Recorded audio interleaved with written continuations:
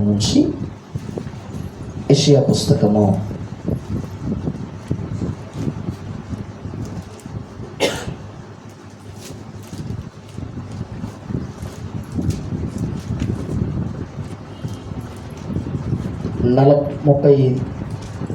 40వ అధ్యాయము,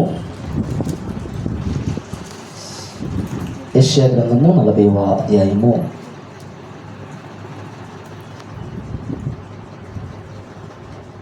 28వ వాక్యము నుంచి 29వ వాక్యం నుంచి చక్కగా చదువుదాం అందరం.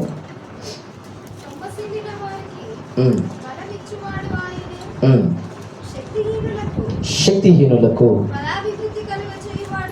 బలాభివృద్ధిని కలుగు చేయవాడు ఆయనే. బాలురు సొమ్మసిల్లుదురు, అలయుదురు, యవనస్తులు తప్పక తొట్టిల్లుదురు. ఈ మాట గుర్తుపెట్టుకోవాలి. యెహోవా కొరకు ఎదురు చూచువారు నూతనమైన బలమును పొందుదురు. వారు పక్షిరాజు వలె రెక్కలు చాపి పైకి ఎగురుదురు, అలయక పరిగెత్తుదురు, సొమ్మసిల్లక నడిచిపోదురు. చిన్న ప్రార్థన చేసుకుందాం. మహోన్నతుడా, మమ్మల్ని ఎంతగానో ప్రేమించుచున్నటువంటి మా ప్రియమైన యేసయ్య, మీకు వందనాలు, స్తోత్రాలు. చదవబడినటువంటి వాక్యము నీది ప్రభువా. వినుచున్న ప్రజలు నీ వారయ్యా. నీ వాక్య ప్రకటన చేస్తున్న సేవకుడనైనా నేను కూడా ప్రభా నీ పనివాడను. మా తండ్రివైన మా ప్రభువా, నీకు స్తోత్రాలు. చదవబడినటువంటి వాక్యము ద్వారా మాతో మీరు మాట్లాడండి ప్రభా. మీ రాజ్యం కొరకు మమ్మల్ని సిద్ధపరచండి. మా నిరీక్షణ, మా ఎదురు చూపు, మా గమ్యము అయ్యా, మాకున్న ఆశ, మాకున్నటువంటి ప్రభా కోరికంతా నీవై ఉన్నావు నాన్న. అయ్యా నీకు స్తోత్రాలు. నీ వాక్యములో ప్రభా మేము ఇంకా బలపరచబడి ఆత్మీయ మేలులు పొందుతూ ప్రభా నీ రాకడ కొరకు నిరీక్షణ కలిగి ఎదురు చూసే కృపతో మమ్మల్ని నింపమని, పరిశుద్ధాత్మ దేవని సహాయం మాకు అందించి బలపరిచి మహిమను పొందుకురమని యేసయ్య నామములో ప్రార్థించడి వేడుచు పొందుకుని ఉన్నాం మా పరమ తండ్రి, ఆమేన్. మంచిదండి. చదవబడినటువంటి దేవుని యొక్క వాక్యములో భక్తుడైనటువంటి యెషయా ప్రవక్త రాసినటువంటి మాటలను మనము ధ్యానం చేసుకుంటూ ఉన్నాం. ఈ వాక్యములో ఉన్నటువంటి ప్రాముఖ్యమైనటువంటి అంతరార్థం ఏంటంటే దేవుని కొరకు ఎదురు చూచుట. హల్లెలూయా. దేవుని కొరకు ఎదురు చూసేటువంటి వారు ఏ రకమైన విధానములో నడిపించబడతారు, లేదంటే దేవుని మీద ఆశ పెట్టుకున్న వారి యొక్క జీవితాలు ఎలాగూ బలపరచబడతాయి, వారు ప్రభు కొరకు ఏం చేస్తారనేటువంటి విషయాలను ఈ పగటి పూట కొద్ది నిమిషాలు మనము ధ్యానము చేసుకుందాం. దేవునికి స్తోత్రం కలుగును గాక. హల్లెలూయా. అపోస్తలుల కార్యముల గ్రంథములో 2వ అధ్యాయాన్ని ఒకసారి మనం చదివినట్లయితే, అపోస్తలుల కార్యముల గ్రంథము 1వ అధ్యాయం, క్షమించండి, అపోస్తలుల కార్యముల గ్రంథము 1వ అధ్యాయము 11వ వాక్య భాగాన్ని మనం చదువుకుందాం. 9 నుంచి చదవండి అమ్మా. ఈ మాటలు చెప్పి వారు చూచుచూ ఉండగా ఆయన ఆరోహణమాయెను. అప్పుడు వారి కన్నులకు కనబడకుండా ఒక మేఘము ఆయనను కొనిపోయెను. ఆయన వెళ్ళుచూ ఉండగా, చూడండి, వారు ఆయన వైపు, ఆకాశము వైపు తేరుచూచూ ఉండిరి. ఇదిగో చూడండి, తెల్లని వస్త్రమును ధరించుకున్నటువంటి 2 మనుషులు వారి యొద్ద నిలిచి, గలిలయ మనుషులారా, మీరెందుకు నిలిచి ఆకాశము వైపు చూచుచున్నారు? మీ యొద్ద నుండి పరలోకమునకు చేర్చుకొనబడినటువంటి ఈ యేసే ఏ రీతిగా పరలోకానికి వెళ్ళుట మీరు చూచితిరో, ఆ రీతిగానే మరలా తిరిగి ఆయన వచ్చునని వారితో చెప్పారు. హల్లెలూయా. అంటే ఇక్కడ దేవుడు తన దూతలను పంపించి నిరీక్షణ కలిగి ఎదురు చూచుచున్నటువంటి ప్రజలతో ఒక సంతోషకరమైనటువంటి మాటను దేవుని దూతల ద్వారా పరిశుద్ధాత్మ దేవుడు పలికిస్తున్నారు. యేసుక్రీస్తు వారు పరలోకానికి ఆరోహణమై వెళ్ళిపోయే సమయంలో ఒలీవల అనబడినటువంటి కొండపైన 500 మంది ప్రజలు ఎదురు చూస్తున్నారు. హల్లెలూయా. వారి దుఃఖము, వారి బాధ, వారి వేదన, వారిలో ఉన్నటువంటి నిరాశ, వారి కలిగి ఉన్నటువంటి ఆశ అంతా ఏమిటయ్యానంటే, అయ్యో ఇంతకాలము ప్రభువును పట్టుకొని మేము నడిచాము, ఇంతకాలము దేవుడు చేసిన ఆశ్చర్య కార్యాలు మా కనులారా మేము చూసాము. మాకు మా ప్రభువు ఉన్నప్పుడు మాకు అన్నీ కూడా ఫ్రీగా దొరికాయి. హాస్పిటల్కి పోవాల్సిన పని లేదు, మాటలు రాని వాడికి మాటలు వచ్చాయి, కుష్ఠరోగులు బాగుపడ్డారు, చనిపోయినటువంటి వారు శవాలలో నుంచి మరలా తిరిగి సజీవులుగా మరలా దేహమును పొందుకొని మరలా ఆత్మను పొందుకొని వారు సజీవులుగా నిలబడినటువంటి పరిస్థితులు మనం చూస్తున్నాం పరిశుద్ధ గ్రంథంలో. దేవుని పిల్లలారా, ఇలాంటి పరిస్థితులన్నీ కూడా రుచి చూచినటువంటి ప్రజలు ఒకసారి యేసుక్రీస్తు వారు మరలా ఒలీవల కొండపైన ఆరోహణం అవుతున్నారు. అంటే అందరూ చూస్తుండగానే ఆయన ఏ మ్యాజిక్లు జిమ్మిక్కులు చేయలే. గజకర్ణ గోకర్ణ టక్కు టమారాలు ఆయన దగ్గర ఏమి లేవు. ఆయన సత్యవంతుడైన దేవుడు కనుక ఆయన పుట్టుక సత్యమే, హల్లెలూయా. ఆయన జీవితం సత్యమే, ఆయన మరణించడం సత్యమే, సమాధి చేయబడి తిరిగి లేవడం సత్యమే, ప్రజలందరూ కూడా చూస్తుండగా పరలోకానికి వెళ్ళడం కూడా సత్యమే, హల్లెలూయా. పరలోకానికి వెళుతున్నటువంటి యేసయ్య వైపు ప్రజలందరూ కూడా చూస్తూ ఉంటే దేవుని దూతలు దిగి వచ్చి చెప్తున్నటువంటి మాట ఏంటంటే, మీరెందుకు ఆకాశము వైపు తేరి చూస్తున్నారు? హల్లెలూయా. మీ మధ్యలో నుంచి పరలోకమునకు కొనుక్కుపోబడినటువంటి యేసుక్రీస్తు వారు ఎలాగైతే మీ మధ్యలో నుంచి పరలోకానికి వెళ్ళిపోయారో మరలా ఆయన రెండవసారి రాబోతున్నారు. హల్లెలూయా. దేవునికి స్తోత్రం కలుగును గాక. అంటే ఆ రోజు పరిశుద్ధాత్మ దేవుని యొక్క సన్నిధిలో యేసుక్రీస్తు వారి పరలోకానికి ఆరోహణమైనటువంటి రోజు నుంచి ఇప్పటికి 2025 సంవత్సరాల నుంచి ప్రజలందరూ కూడా ఏం చేస్తున్నారంటే క్రీస్తు రాకడ కొరకు ఎదురు చూస్తున్నారు. దేవునికి స్తోత్రం కలుగును గాక. హల్లెలూయా. అందుకోసమే ప్రభు మాట్లాడుతున్నటువంటి మాట ఏంటంటే, ఆయన వచ్చే సమయానికి ఆయన మొట్టమొదటిసారి ఎవరి కోసం వచ్చాడు అని అంటే, పాపములో బంధించబడి మోక్షము తెలియక, మోక్ష మార్గము తెలియక, పాపము నుంచి విడుదల పొందడం ఎట్లాగో తెలియక, నిజ దేవుడు ఎవరో అర్థం కానటువంటి పరిస్థితుల్లో దేవుణ్ణి వెతుకువారు కలరేమో అని ఆకాశము నుంచి చూచుచున్నటువంటి దేవుడు ప్రజలను పాపము నుంచి విడిపించడానికి ఆయన మొదటి రాకడలో వచ్చాడు. హల్లెలూయా. మొదటి రాకడలో వచ్చినటువంటి దేవుడు ప్రపంచమంతటిని కూడా పాప ప్రక్షాళన గావించి ఆయన ఏం చేస్తాడయ్యానంటే ప్రజలందరినీ కూడా పాప విమోచకులుగా చేసి ఉన్నాడు. దేవునికి స్తోత్రం. చాలా మందికి డౌట్ ఉంటది, అయ్యా మేము కూడా పాపం నుంచి విడుదల పొందామా, మేము కూడా పరలోకానికి వారసులం అవుతామా, మేము కూడా దేవుని రాజ్యంలో ప్రవేశించగలుగుతామంటే నిజంగానే ప్రవేశించగలుగుతారు. ఎప్పుడు ప్రవేశించగలుగుతారు అయ్యానంటే క్రీస్తు రక్తములో కడగబడి యేసే నిజమైన దేవుడిని ఒప్పుకున్నప్పుడు నీకు కూడా ఆ రక్తములో ఉన్నటువంటి ఆశ్రయము దేవుడు నీకు ఉచితంగా దయచేస్తాడు. దేవునికి స్తోత్రం కలుగును గాక. హల్లెలూయా. అందుకోసమే ప్రభు మాట్లాడుతున్న మాట ఏంటంటే, ఆయన రక్తములో ఎవరైతే కడగబడినటువంటి వారు ఉన్నారో వారందరినీ కూడా పరిశుద్ధులుగా మార్చి ఆయన ఏం చేశారంటే పరలోకానికి వెళ్ళిపోయారు. ఇంకా చాలా మంది లోకంలో పాపులుగానే ఉంటున్నారు, ఇంకా పాపపు బీజం వారిలో నడుస్తూనే ఉంది. అయితే దేవుడు అంటున్నాడు కదా, ఇదే మిక్కిలి అనుకూల సమయము, ఇదే రక్షణ దినము. నేడు అనబడినటువంటి ఈ రోజు ఉండగానే, రక్షణ అనేటువంటి మాట సమీపముగా ఉండగానే క్రీస్తు రక్తములో కడగబడడానికి నిన్ను నువ్వు దేవునికి సజీవ యాగంగా అప్పగించుకోవాలి. దేవునికి స్తోత్రం. హల్లెలూయా. ప్రియమైనటువంటి దేవుని బిడ్డలారా, మన ఆత్మీయ జీవితంలో యేసుక్రీస్తు వారు మొదటిసారేమో ఆయన పాపములను తీసివేయడానికి వచ్చాడు. ఇప్పుడు రెండోసారి ఎవరి కోసం రాబోతున్నాడు అంటే ఆయన పరిశుద్ధులుగా సిద్ధపరచబడి ఆయన కొరకు ఎదురు చూచుచున్నటువంటి వారి కొరకు ప్రభు రాబోతున్నాడు. దేవునికి స్తోత్రం. హల్లెలూయా. ఎదురు చూడటం అంటే ఎలా ఎదురు చూస్తారు చెప్పండి? అసలు ఎదురు చూడటం అంటే ఎవరి కోసం ఎదురు చూస్తారు? మీకు అర్థం అవడానికి ఒక మాట చెప్తా.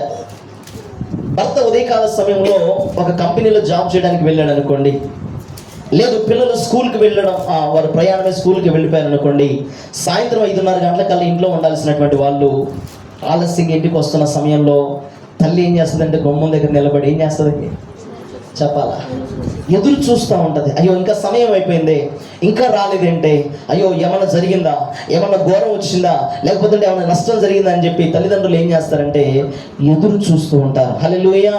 వాళ్ళు ఎదురు చూడడానికి గల కారణం ఏంటయ్యానంటే, ఆ ఎదురు చూస్తున్నటువంటి బిడ్డలు, ఆ ఎదురు చూస్తున్న భార్య కావచ్చు, భర్త కావచ్చు, పిల్లలు కావచ్చు, వీళ్ళందరూ ఆయన కోసం ఎందుకు ఎదురు చూస్తున్నారు అంటే ఆయనను ప్రేమిస్తున్నారు కాబట్టి.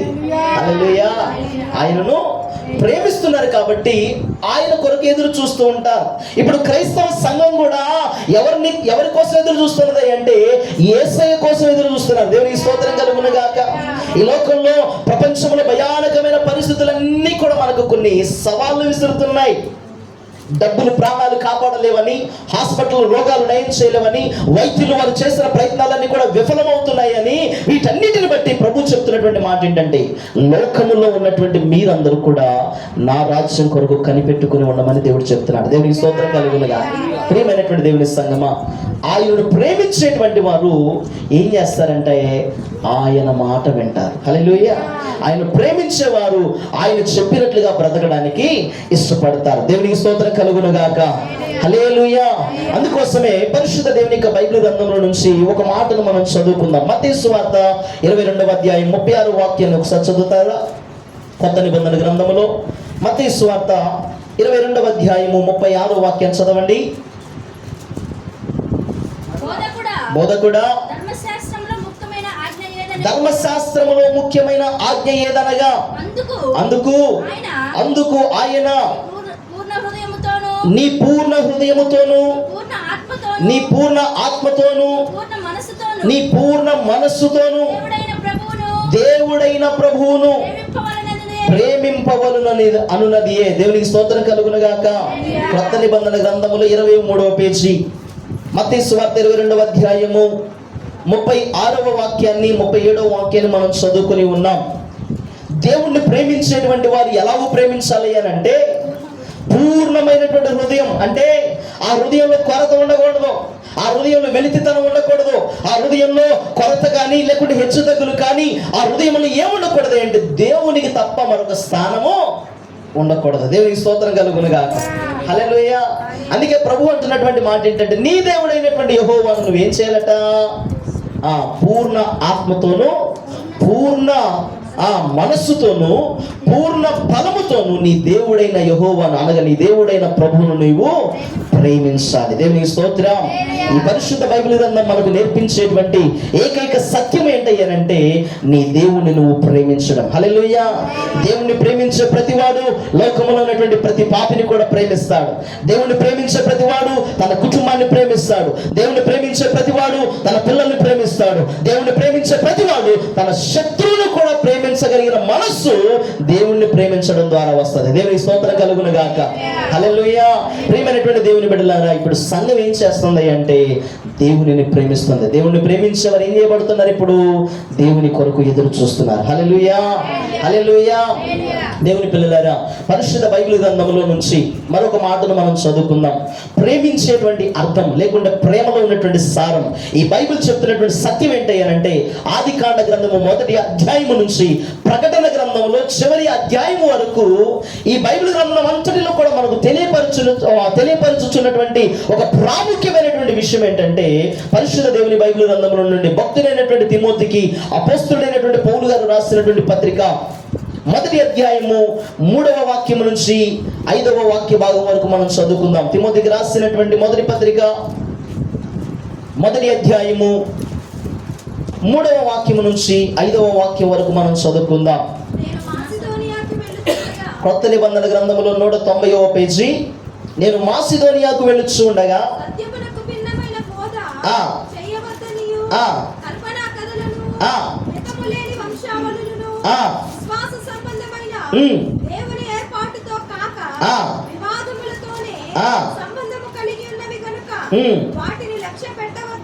అవును, కొందరికి ఆజ్ఞాపించుటకు నీవు ఎఫెసులో నిలిచి ఉండవలెనని నిన్ను హెచ్చరించిన ప్రకారము ఇప్పుడును హెచ్చరించుచున్నాను. చూడండి, ఉపదేశ సారము ఏదనగా, చూడండి, పవిత్రమైన హృదయములో నుండి, మంచి మనస్సాక్షి నుండి, నిష్కపటమైనటువంటి విశ్వాసము నుండి కలుగు ప్రేమ. హల్లెలూయా. ఏంటిదట? బైబిల్ గ్రంథం అంతటిలో కూడా దేవుడు చెప్తున్నటువంటి మాట ఏంటంటే దేవుని యొక్క ప్రేమ. హల్లెలూయా. ఎలా ఉండాలంట? మంచి మనస్సాక్షి నుండి. దేవునికి స్తోత్రం కలుగును గాక. హల్లెలూయా. ఏ హృదయం అట? పవిత్రమైన హృదయం. బైబిల్ గ్రంథం చెప్తున్నటువంటి మాట ఏంటంటే, నిజంగా ప్రేమించేవాడట గద్దిస్తాడటండి, కొడతాడట, శిక్షిస్తాడట. కానీ పగవాడు ఏం చేస్తాడంటే లెక్కలేని ముద్దులు పెడతాడంట. ఏ ముద్దులు? కపటంతో కూడిన ముద్దులు. ఏమండి, కపటంతో కూడినటువంటి ప్రేమ చూపించేటువంటి వారు ఉంటారు. కానీ ప్రభు అంటున్నాడు కదా, నీ హృదయము పవిత్రంగా ఉంటే నీలో నుండి వచ్చే ప్రేమ కూడా పవిత్రమైనది. హల్లెలూయా. నువ్వు మోసగాడివైతే నీలో నుంచి వచ్చే ప్రేమ కూడా మోసకరమైందే. దేవునికి స్తోత్రం. యేసుక్రీస్తుని వెంబడించినటువంటి శిష్యుడైనటువంటి ఇస్కరియోతు యూద ఏ ప్రేమను చూపించాడంట? కపటమైనటువంటి ప్రేమ, మోసకరమైనటువంటి ప్రేమ. అక్కడ ఉన్నటువంటి యూదుల దగ్గరికి వెళ్ళి అంటున్నాడు, యేసుక్రీస్తు వారిని నేను 30 వెండి నాణాలకు అమ్మి వేస్తున్నాను, ఆయన మీకు అప్పగిస్తాను అని చెప్తే, ఆయనను ఎలా గుర్తుపట్టాలో మాకు చెప్తామంటే ఆయన అన్నటువంటి మాట ఏంటి తెలుసా? నేను ఎవరి దగ్గరికి అయితే వెళ్ళి ముద్దు పెడతానో ఆయనే యేసుక్రీస్తు. హల్లెలూయా. యేసుక్రీస్తు వారు గెత్సేమనేటువంటి తోటలో ప్రార్థన ముగించినటువంటి అనంతరము కత్తులతోటి గుద్దిలతోటి ఆ రోమియ సైనికులందరూ కూడా ఏం చేశారంటే, యేసుక్రీస్తు వారి దగ్గరికి రాగానే అక్కడ ఉన్నటువంటి 12 మంది శిష్యులందరూ కూడా ఎలా ఉన్నారు తెలుసా అండి? యేసయ్యలాగే ఉన్నారట. హల్లెలూయా.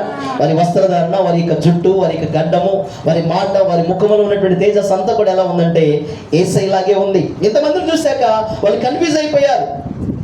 అరే, వీళ్ళలో యేసుక్రీస్తు వారు ఎవరు అంటే, ఇస్కరియోతు యూదా ఏం చేశారంటే ఒక అడుగు ముందుకు వేసి యేసయ్య దగ్గరికి వెళ్ళి అంటున్నాడు కదా, కౌగిలించుకొని బోధకుడా నీకు శుభము, బోధకుడా నీకు శుభం అని చెప్పు ముద్దు పెట్టగానే యేసయ్య పలికిన మాట ఏంటో తెలుసా? స్నేహితుడా అన్నాడండి. హల్లెలూయా.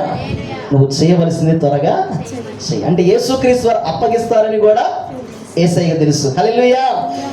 ఇస్కరియోతు యూదా ఏమో మోసకపటమైనటువంటి హృదయంతో యేసయ్యకు ముద్దు పెడితే యేసయ్య స్వచ్ఛమైన ప్రేమతో అంటున్నాడు కదా, నువ్వు నన్ను అప్పగించడానికి కపటమైనటువంటి ముద్దు పెట్టినా నీ ముద్దును బట్టి నేను నిన్ను ఏం చేస్తున్నానంటే ప్రేమిస్తున్నాను. హల్లెలూయా. ఏమన్నాడు ఆయన? నువ్వు చేయాల్సింది త్వరగా చెయ్యి. హల్లెలూయా. అందుకే ప్రభు అంటాడు, శత్రువునైనా ప్రేమించగలిగిన దేవుడు ఎవరైనా ఉన్నారంటే ఆయన యేసయ్య ఒక్కడేనండి. హల్లెలూయా. ఆయన ప్రేమ, ఆయనలో ఉన్నటువంటి త్యాగం, ఆయనలో ఉన్నటువంటి కరుణశీలత దేవుణ్ణి ప్రేమించే వాని హృదయంలో కూడా కలుగుద్ది.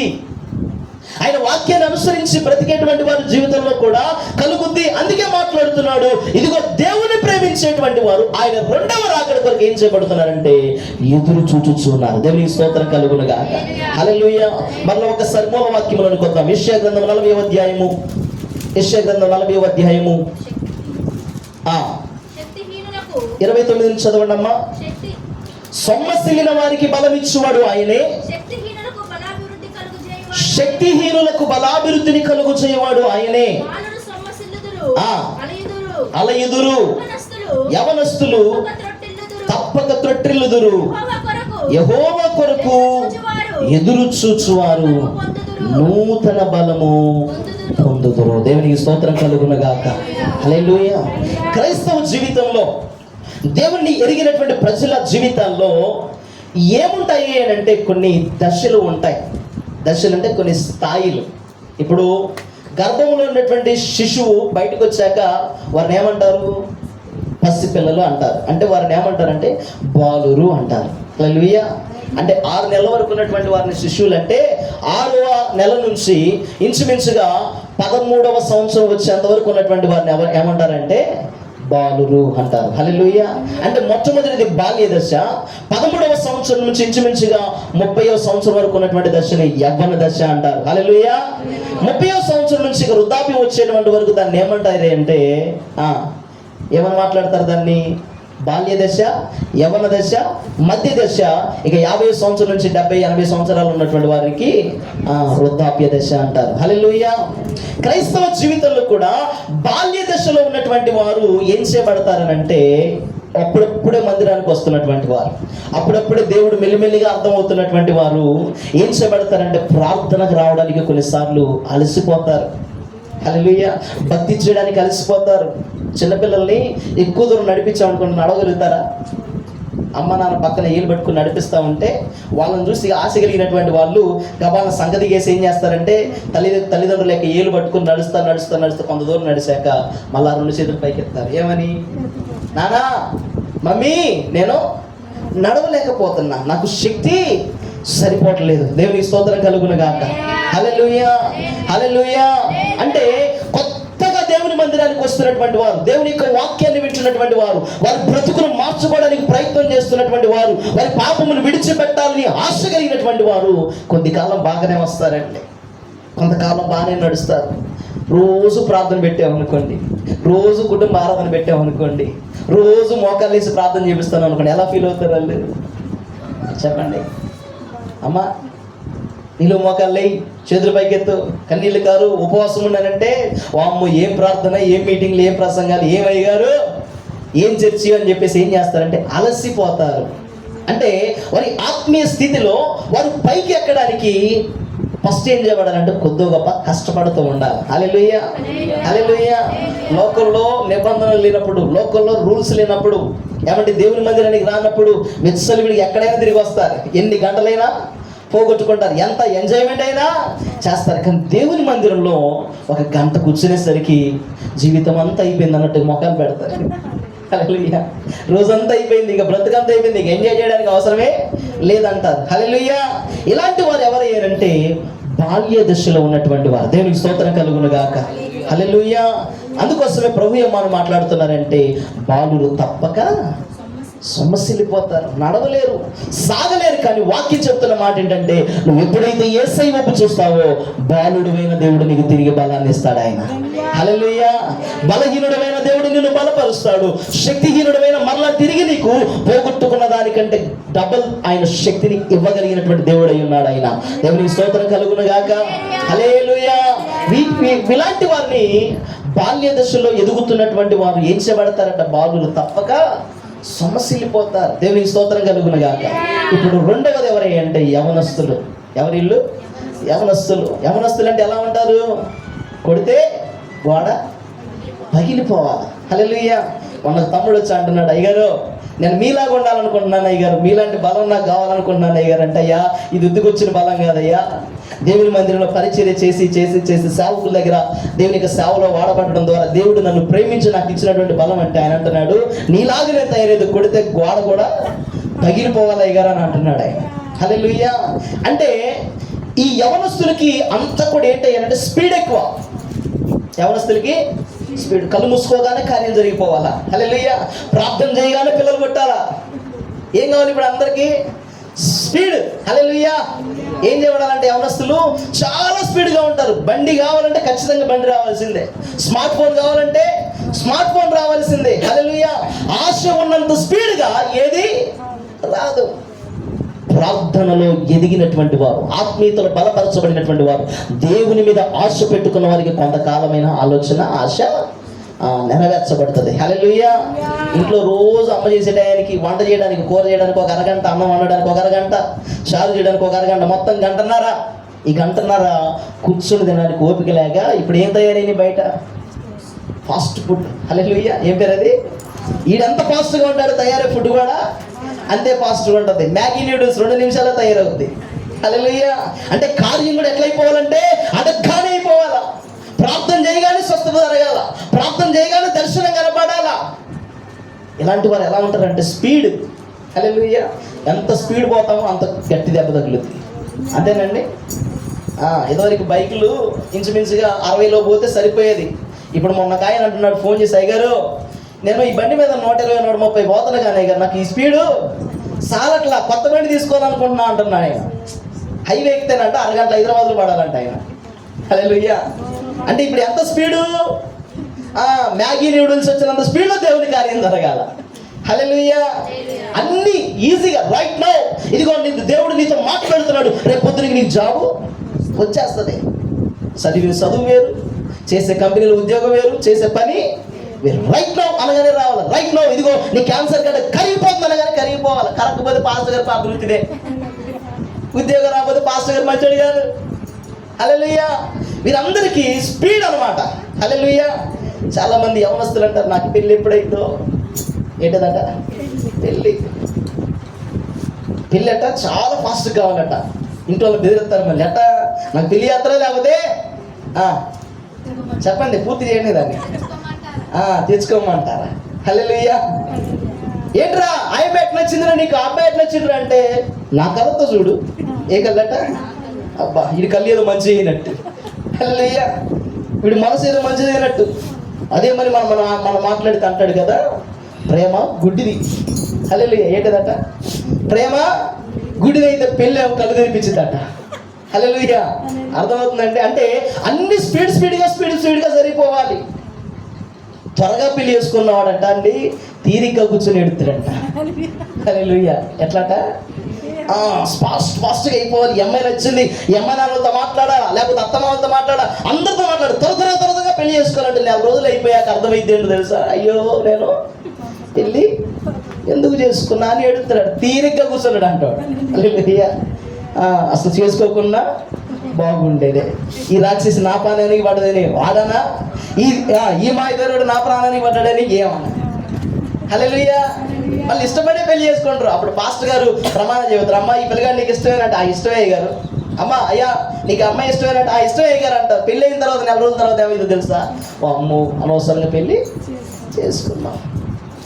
అంటే మన ఆత్మీయ జీవితంలో కూడా కొన్ని పరిస్థితులు ఏం చేస్తాయంటే మనల్ని పోయినట్టుగానే నడుస్తున్నట్టుగానే అన్నీ వస్తున్నట్టుగానే ఉంటాయి, కానీ ఏది కూడా జరగదు. దేవునికి స్తోత్రం కలుగునుగా. కొంతకాలం ఓపిక పట్టాలా, కొంతకాలం ఎదురు చూడాలండి. అందుకే దేవుని యొక్క వాక్యం చెప్తున్నటువంటి మాట, యవనస్తులు తప్పక తొట్టిల్లుతారు. కార్యం జరగలేదనుకో ప్రార్థన బంధు, ఏమండి దర్శనం రాలేదనుకోండి ప్రార్థన బంధు. పరిశుద్ధాత్మ దేవుడి లోకలు ఎందుకు ఇచ్చాడు తెలుసా అండి? స్వస్థత వరాల కోసం కాదండి, జాగ్రత్తగా ఆలకించాను. పరిశుద్ధాత్మ దేవుడిని ఎందుకు దేవుడి లోకంలో ఉంచాడంటే దర్శనాలు చెప్పడానికి కాదు. పరిశుద్ధాత్మ దేవుడిని ఎందుకు ఈ లోకంలో ఉంచాడంటే ప్రవచనాలు చెప్పడానికి కాదు. ఆయన చెప్పినటువంటి ప్రవచనాలన్నీ కూడా బైబిల్ గ్రంథంలో ఉన్నాయి. అసలు రియల్ ప్రవచనం అంటే ఏంటో తెలుసా అండి? రియల్ ప్రవచనం ఏంటంటే రాబోతున్నటువంటి విపత్తు నుంచి నిన్ను తప్పించడానికి సిద్ధపడు అని చెప్పేదే రియల్ ప్రొఫెసీ. హల్లెలూయా. రాబోతున్నటువంటి ప్రమాదం నుంచి నిన్ను కాపాడుకో.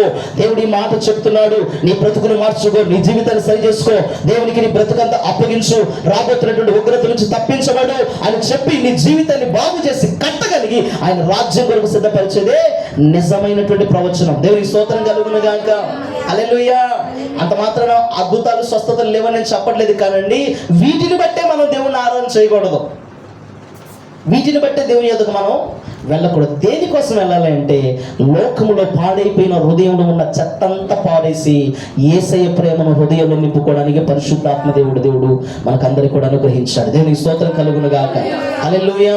అందుకోసమని దేవుని పిల్లలారా ఆయన కొరకు మనము ఎదురు చూసేటువంటి వారమై ఉండాలి. అంటే దేవుడు ఇంకో మాట మాట్లాడుతున్నాడు. ఏమని మాట్లాడుతున్నాడంటే దేవుని పిల్లలారా చదువుదాం ఒకసారి పరిశుద్ధ దేవుని యొక్క బైబిల్ గ్రంథంలో నుంచి. యోహాను సువార్త 8వ అధ్యాయము 56వ వాక్యాన్ని మనం చదువుకుందాం. యోహాను సువార్త 8వ అధ్యాయము 56వ వాక్యం చదవండి. మీ తండ్రి అయిన అబ్రహాము నా దినము చూతునని మిగుల ఆనందించెను, అది చూచి సంతోషించెను. అందుకు యూదులు నీకింకను 50 సంవత్సరములైనా లేవే, నీవు అబ్రహామును చూచితివని ఆయనతో చెప్పగా యేసు అబ్రహాము పుట్టక మునుపే నేను ఉన్నానని మీతో నిశ్చయముగా చెప్పుచున్నాను నేను. హల్లెలూయా. యేసుక్రీస్తు వారండి ఈ ప్రపంచంలో ఉన్నటువంటి పాపముల నుంచి ప్రజలను విడిపించడానికి 4000 సంవత్సరాలు ఎదురు చూశాడంట ఆయన. హల్లెలూయా. ఎన్ని వేల సంవత్సరాలు? 4000 సంవత్సరాలు. నోవహు తరం నుంచి, ఆదము దగ్గర నుంచి, అబ్రహాము దగ్గర నుంచి, ఏమండి ఇలా చెప్పుకుంటూ పోతే క్రొత్త నిబంధనకి పాత నిబంధనకి మలాకీ పుస్తకం దగ్గర ఒక 2 పేపర్లు ఉంటాయి. అక్కడ ఇంచుమించుగా 430 సంవత్సరాలు చీకటి యుగం అయితే ఆది కాండము నుంచి మలాకీ గ్రంథం వరకు ఉన్నటువంటి కాలం ఎంత అయ్యానంటే 4000 సంవత్సరాలు. హల్లెలూయా. యేసుక్రీస్తు వారి పాపము నుంచి ప్రజలను విడిపించడానికి ఎవరు నీతిమంతులు దొరుకుతారా, ఎవరు నా మాటకు విధేయులు అవుతారా, ఎవరు నా చిత్తాన్ని గైకొంటారా అని చెప్పి ఆయన ప్రజలను పాపము నుంచి విడిపించడానికి ఎన్ని సంవత్సరాలు ఎదురు చూశాడు? 4000 సంవత్సరాలు ఎదురు చూశాడు ఆయన. హల్లెలూయా. మనకేమో అరగంట ప్రార్థన చేస్తే 2 గంటల కార్యం జరగాల. అంటే మన జీవితంలో ఎదురు చూపు అనేది చాలా కష్టంతో కూడినటువంటి పని. ఈ క్రైస్తవ సమాజాల్లో సంఘాల్లో ప్రజలు ఏం చేయబడుతున్నారంటే ఆత్మీయతలు సన్నగిల్లిపోయి పడిపోయి మళ్ళా తిరిగి లోకంలోనికి వెళ్ళిపోతున్నారు. అంటే గర్వాపసి చేయబడుతున్నారు. అంటే తిరిగి అరే మీరు ఏ భక్తుల నుంచి బయటికి వెళ్ళారో, ఏ దేవతలను దేవుళ్ళని అయితే విడిచిపెట్టారు, మళ్ళా తిరిగి వెనక్కి వచ్చేయండి అనడం ద్వారా ఏం చేయబడుతున్నారంటే ప్రజలు మరలా లోకంలో కలిసిపోతున్నారండి. హల్లెలూయా. లోకంలో ఉన్న దేవీ దేవతలు వారు స్వస్థతలు చేస్తారు, వారు అద్భుతాలు చేస్తారు, వాళ్ళు ఆ దర్శనాలు చెప్తారు, వాళ్ళు ప్రవచనాలు చెప్తారు, వాళ్ళు వారాల భక్తి చేపిస్తారు. కానీ యేసుక్రీస్తు వారి దగ్గర యేసుక్రీస్తు వారి దగ్గర ఉన్నది, వారి దగ్గర లేనిది ఏంటి అంటే రక్షణ.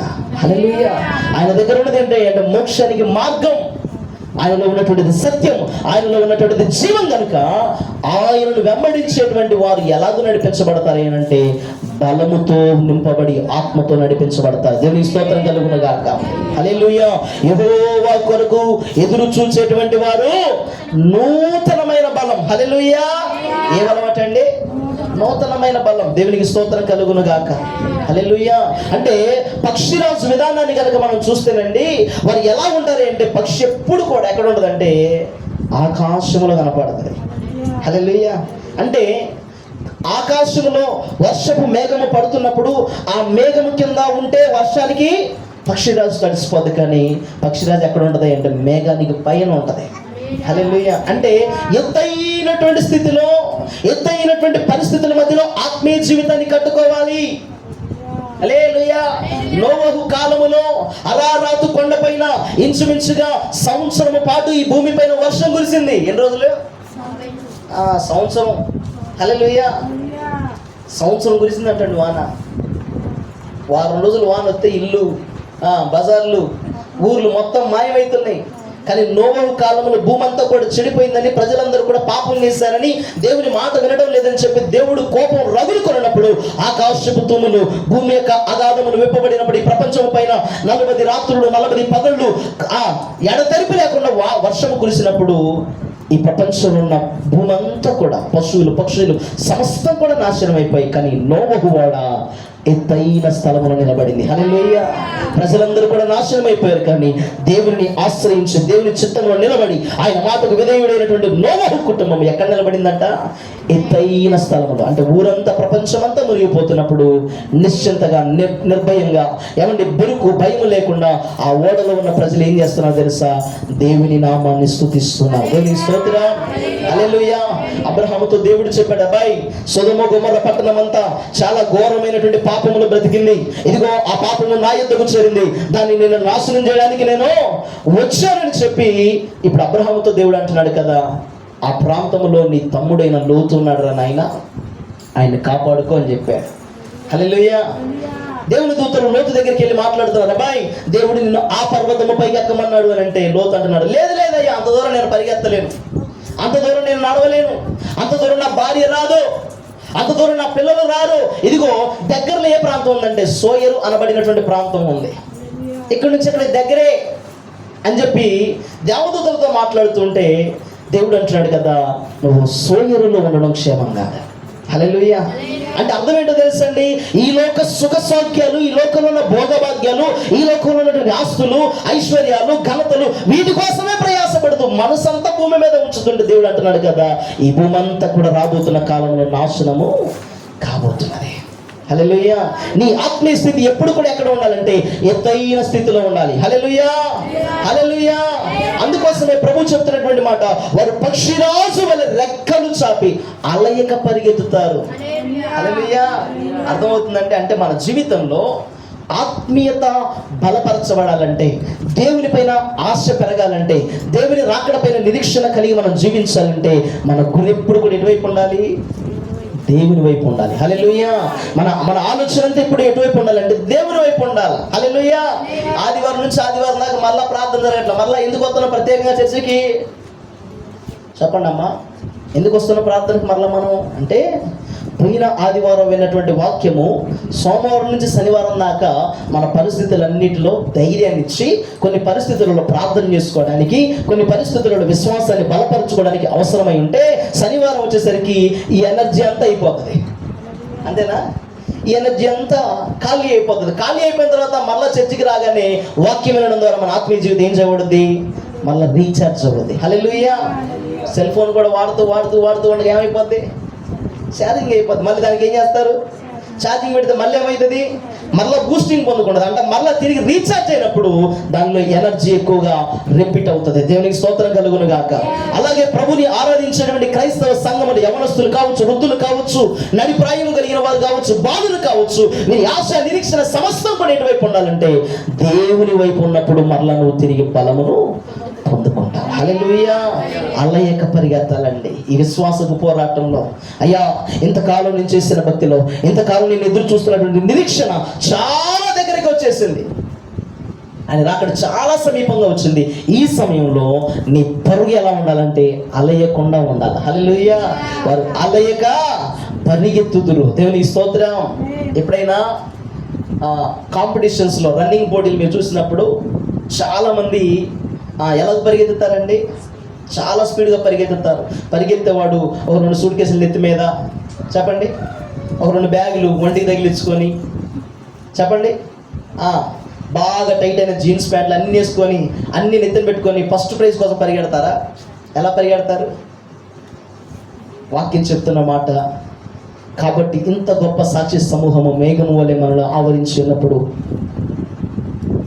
తర్వాత ప్రతి భారమును సులువుగా చిక్కులు పెట్టు ప్రతి పాపమును విడిచి విశ్వాసమునకు కర్తయు దాన్ని కొనసాగించువాడనేటువంటి యేసు వైపు చూచుచు గురి యొద్దకి ఓపికతో పరిగెత్తాలి. హల్లెలూయా. అంటే పరిగెత్తేవాడు ఏం విడిచిపెట్టాలి? ప్రతి భారాన్ని విడిచిపెట్టాలి. హల్లెలూయా.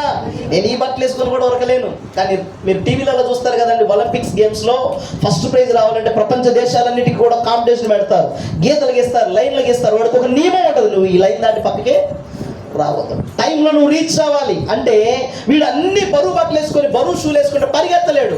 వాడు ఎలాంటి బట్టలు వేసుకుంటాడంటే సున్నితమైన బట్టలు వేసుకుంటారు. హల్లెలూయా. షూ కూడా చాలా తేలికపాటి షూ వేసుకుంటారు. అట్లని చెప్పి నేను బాగా పరిగెత్తాలని ఇంత మాసం తినరు వాళ్ళు ఎప్పుడు ఎలా ఉంటారు? కాంపిటీషన్లో పాలు బొమ్మలు పొందేటప్పుడు ఖచ్చితంగా వాళ్ళు 50 కేజీలో ఉంటారు. 51 కేజీ ఉన్న వాళ్ళకి పథకం రాదు. మొన్న ఈ మధ్య ఒక సిస్టర్ గారు కాంపిటీషన్లో కేజీ బరువు ఉండడం వల్ల ఆమెకు రావాల్సిన గోల్డ్ మెడల్ ఆగిపోయింది. హల్లెలూయా. రాత్రికి రాత్రి 18 గంటలు కష్టపడి ఆ కేజీ బరువు తగ్గలేదట. అంటే పరిగెత్తేటువంటి వాడికి ఏముండకూడదు అంటే భారం ఉండకూడదు. హల్లెలూయా. అంటే బరువులు ఉండకూడదు.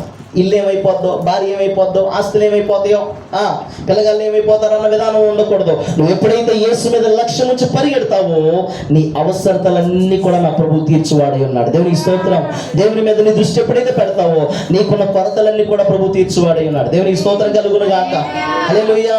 గడిచిన దినాల్లో మనం నేర్చుకున్నాం, హానోకు నడిచిన సంవత్సరములు, బ్రతికిన సంవత్సరములన్నీ 365 సంవత్సరాలు అయితే 300 సంవత్సరాలు దేవునితో నడుచుకుంటూ వెళ్ళాడు ఆయన. హల్లెలూయా. మరి 365 సంవత్సరాలు దేవునితో నడిచాడు, 65 సంవత్సరాలు కుటుంబంతో నడిచాడు. మరి 300 సంవత్సరాలు దేవునితో నడిచినప్పుడు కుటుంబ అవసరాలు ఎలా తీర్చబడ్డాయి చెప్పండి? దేవునిలో నడిపించబడ్డాడు కాబట్టి. హల్లెలూయా. దేవుని చెప్పినట్లుగా దేవుని యొక్క మార్గంలో నడిపించబడ్డాడు కాబట్టి కుటుంబము కూడా దీవించబడింది. దేవునికి స్తోత్రం. హల్లెలూయా. అందుకోసమే అలయకుండా పరిగెత్తాలంటే భారం అనేటువంటిది ఉండకూడదు. హల్లెలూయా. ఒకసారి మీకు అర్థం ఉండక ఒక మాట చెప్తా. ఒకరోజు సాయంత్రం 8 గంటల 9 గంటల సమయంలో ఒక ముసలావిడట ఒక పెద్ద మూట పెట్టుకుందట. మూట పెట్టుకొని ఒక గ్రామంలోనికి వెళ్ళడానికి ఆ చీకటి మార్గంలో నిలబడి ఉంటే, ఆ నిలబడినటువంటి దారిలో వాహనాలు ఏమీ లేవు. పురాతన కాలం రోజులు కదండి.